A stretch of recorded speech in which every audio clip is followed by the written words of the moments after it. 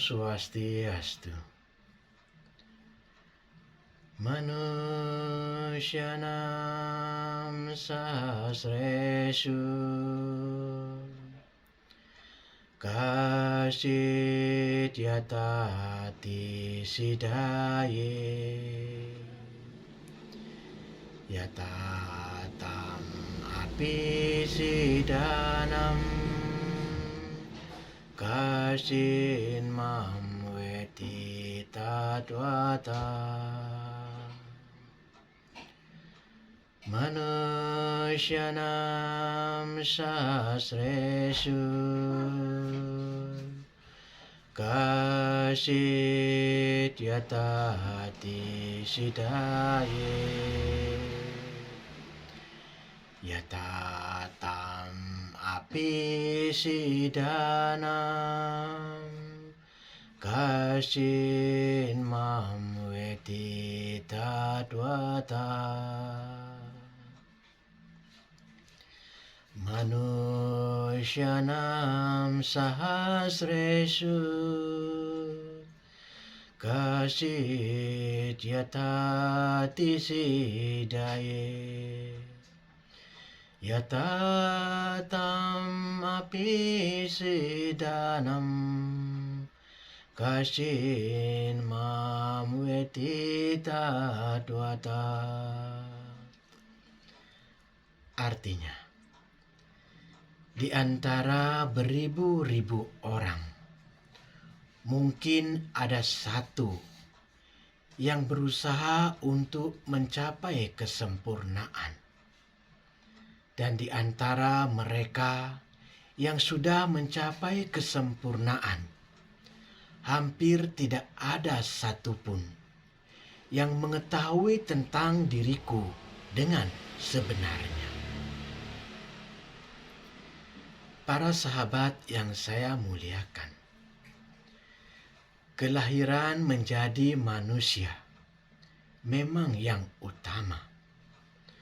Tetapi kalau setelah mendapatkan badan manusia, tidak dipergunakan untuk mencari keinsapan rohani, untuk mengetahui siapa diri kita, apa itu Sang Roh, siapa Tuhan, atau kebenaran mutlak, dan bagaimana hubungan kita dengan Tuhan, maka sia-sialah kita menjadi manusia.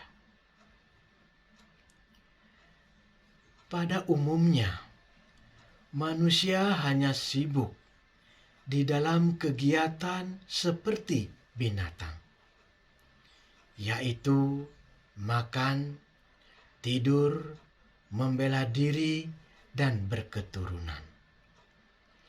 Dan sangat jarang yang tertarik dengan pengetahuan rohani.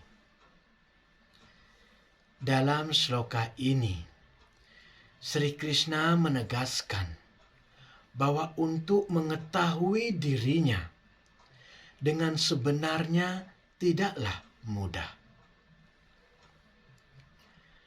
Bahkan dikatakan di antara orang-orang yang mencapai kesempurnaan, tidak ada satupun yang mengetahui Sri Krishna, Tuhan, dengan sebenarnya. Mengapa orang yang telah mencapai kesempurnaan tidak dapat mengenal Tuhan, Sri Krishna, dengan sebenarnya?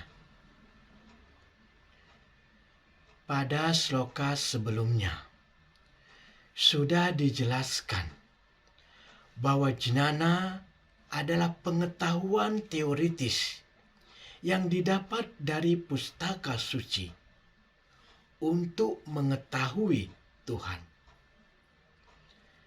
Namun, orang tidak akan mengenal Tuhan tanpa pengetahuan wijnana, yaitu pengetahuan yang didapat dari pengalaman, laku spiritual, dan pengabdian rohani.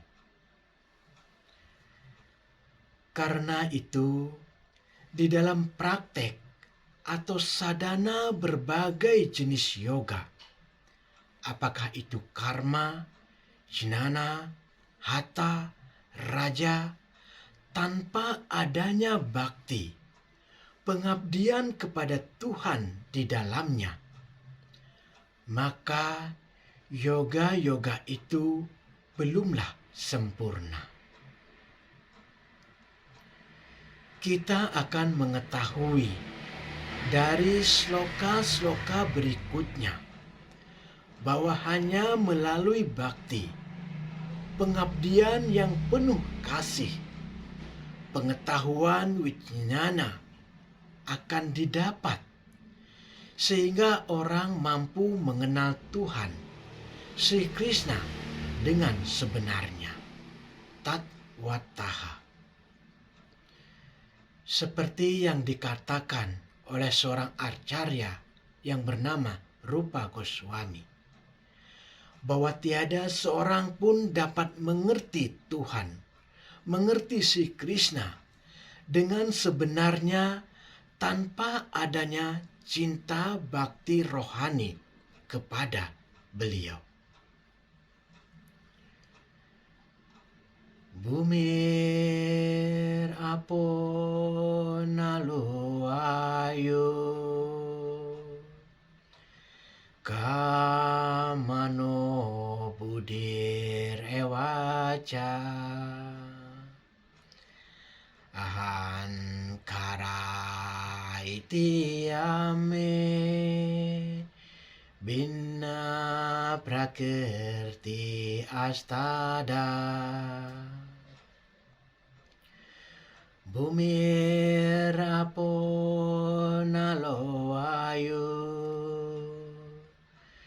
kamano budir ewaca ahan karai tiame bina prakrti astada. Bumir aponalo ayu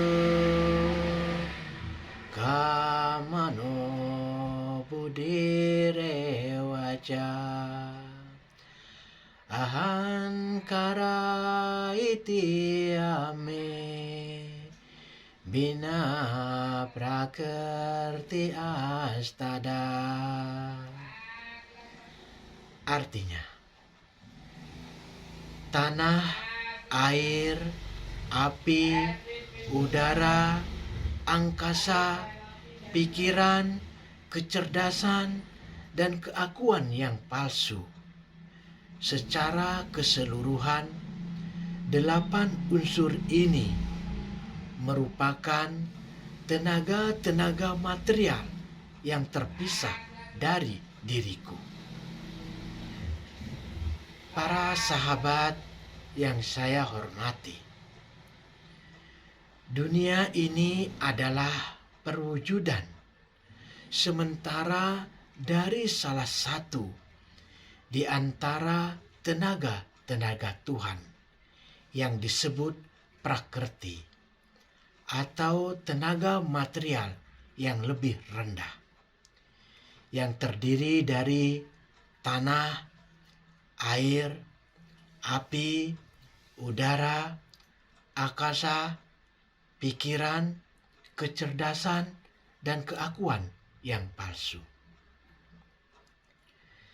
5 unsur yang pertama disebut panca mahabhuta, unsur yang kasar. Dan 3 unsur yang halus, yaitu pikiran, kecerdasan, dan keakuan palsu. Ke-8 unsur ini bersifat material, diciptakan Tuhan, namun Tuhan terpisah dari semua itu. Apaream itas Tuhan yang prakriti widi me param jiwa buta mahabaho ya yedam daryate jaga apaream itas Tuhan yang prakriti widi me param jiwa buta mahabaho ya yedam daryate jaga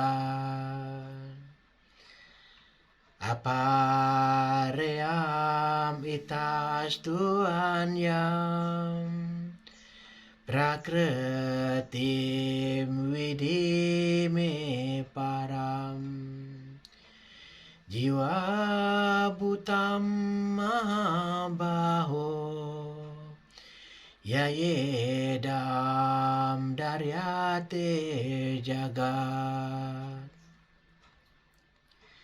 Artinya, wahai Arjuna, di samping tenaga-tenaga tersebut, ada pula tenagaku yang lain yang bersifat utama, terdiri dari para makhluk hidup yang menggunakan sumber-sumber alam material yang rendah tersebut. Para sahabat yang budiman, pada sloka sebelumnya telah disebutkan mengenai prakrti, tenaga material yang rendah, yang terdiri dari berbagai unsur, yaitu tanah, air, api, udara, angkasa, pikiran, kecerdasan, dan keakuan palsu.